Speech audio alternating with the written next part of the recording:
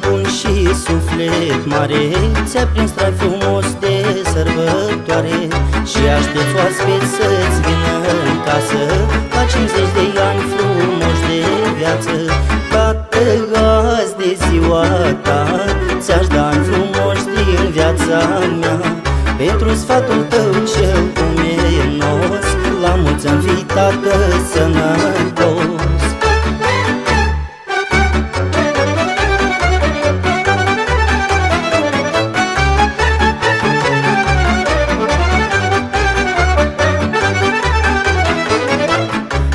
Tată, om cu doruri multe, ai împlete fire mici cărunte și din ele cântece împletești, să le cânti când singur tată ești.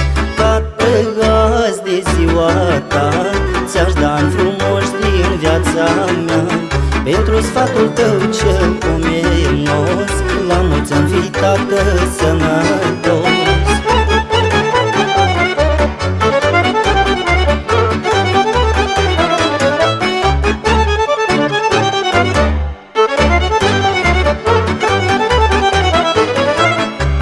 Tată, vreau să-ți mulțumesc pentru tot ce-n viață stăpânesc și de ziua ta cea mai frumoasă primește fecioriți cu din casă.